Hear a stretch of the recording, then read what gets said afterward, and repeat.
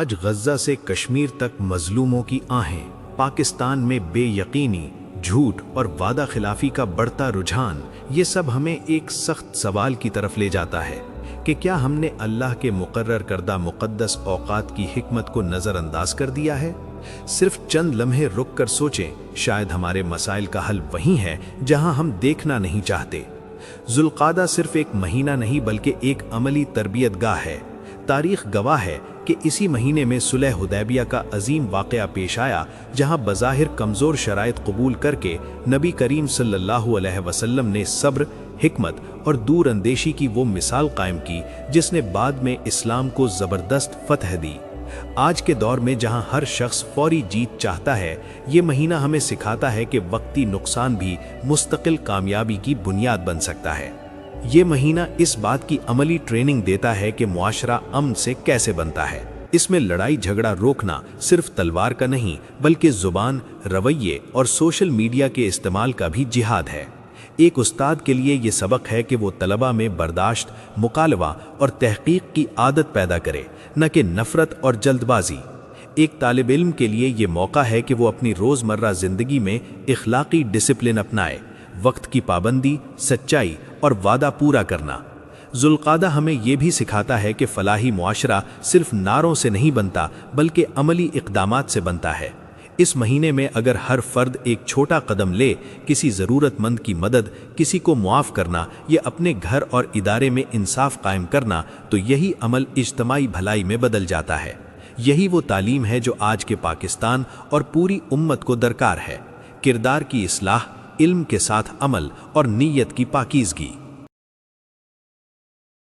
ذوالقعدہ کی یہ تربیت جب اپنے کمال کو پہنچتی ہے تو ذوالحجہ کا آغاز ہوتا ہے، اور یہی وہ مقام ہے جہاں عمل اپنی بلند ترین شکل اختیار کرتا ہے۔ آج جب امت مسلمہ انتشار، قیادت کے بحران اور ترجیحات کی گمراہی کا شکار ہے، تو ذوالحجہ ہمیں ایک مکمل لائف ماڈل دیتا ہے، ایسا ماڈل جو عبادت، قیادت، قربانی اور اجتماعی فلاح کو ایک ساتھ جوڑتا ہے۔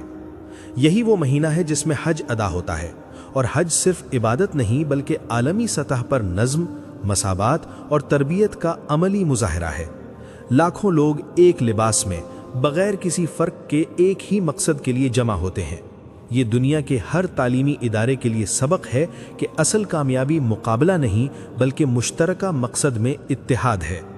ایک استاد یہاں سے انکلوسیو لرننگ سیکھ سکتا ہے، جہاں ہر طالب علم برابر ہو، اور ایک طالب علم یہاں سے ڈسپلن انڈر پریشر سیکھ سکتا ہے کہ کس طرح ہجوم میں بھی اصولوں کی پابندی کی جاتی ہے۔ یوم عرفہ اس مہینے کی روح ہے، وہ دن جس کے بارے میں آتا ہے کہ اللہ بندوں کے قریب ہوتا ہے اور تقدیریں بدل دی جاتی ہیں۔ یہ ہمیں سکھاتا ہے کہ اجتماعی دعا اور روحانی یکجہتی کتنی طاقت رکھتی ہے۔ آج کے دور میں جب انسان اکیلا اور مایوس ہو رہا ہے، عرفہ کا پیغام ہے کہ بندہ اپنے رب سے جڑ کر اپنی امید کو زندہ رکھ سکتا ہے۔ پھر قربانی آتی ہے، جو صرف جانور ذبح کرنے کا نام نہیں بلکہ اپنی انا، لالچ اور غلط ترجیحات کو اللہ کے لیے چھوڑ دینے کا عملی اعلان ہے۔ یہ ہمیں حضرت ابراہیم علیہ السلام کی وہ مثال یاد دلاتی ہے جہاں انہوں نے اپنے سب سے قیمتی جذبے کو بھی اللہ کے حکم کے سامنے جھکا دیا۔ آج کے استاد کے لیے یہ سبق ہے کہ وہ اپنے ذاتی مفاد سے اوپر اٹھ کر طلبہ کی بھلائی کو ترجیح دے، اور طالب علم کے لیے یہ پیغام ہے کہ وہ وقتی خواہشات کو چھوڑ کر طویل مدتی کامیابی کا انتخاب کرے۔ اگر ہم ذوالحجہ کو صرف ایک رسم کے طور پر گزار دیں تو ہم اس کی اصل روح کھو دیتے ہیں، لیکن اگر ہم اسے ایک ٹریننگ سسٹم کے طور پر اپنائیں تو یہی مہینہ ہمیں ایک بہتر انسان، بہتر شہری اور بہتر مسلمان بنا سکتا ہے۔ اب فیصلہ ہمارے ہاتھ میں ہے، کیا ہم ان مہینوں کو صرف گزرنے دیں گے یا انہیں اپنی زندگی بدلنے کا ذریعہ بنائیں گے؟ آج امت کو سب سے زیادہ جس چیز کی ضرورت ہے وہ وسائل نہیں بلکہ کردار ہے، اور یہی کردار ذوالقعدہ اور ذوالحجہ ہمیں سکھاتے ہیں۔ اگر ایک استاد اس پیغام کو اپنا لے تو وہ صرف نصاب نہیں بلکہ ایک نسل کی سوچ بدل سکتا ہے، اور اگر ایک طالب علم اسے سمجھ لے تو وہ اپنی زندگی کا رخ درست کر سکتا ہے۔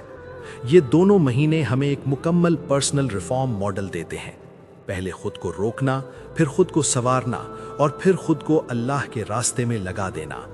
عملی طور پر آج سے 3 کام شروع کریں۔ روزانہ کم از کم ایک نیکی مستقل کریں، چاہے چھوٹی ہو۔ ایک برائی کو شعوری طور پر چھوڑ دیں اور روز کسی ایک انسان کے لیے آسانی پیدا کریں۔ یہی وہ سادہ اعمال ہیں جو معاشرے کو بدل دیتے ہیں۔ یاد رکھیں، اصل کامیابی یہ نہیں کہ لوگ ہمیں کتنا بڑا سمجھتے ہیں، بلکہ یہ ہے کہ اللہ ہمیں اپنے نزدیک کتنا قبول کرتا ہے۔ یہی وہ سبق ہے جو ہمیں حج کے اجتماع، عرفہ کی دعا اور قربانی کی روح سے ملتا ہے۔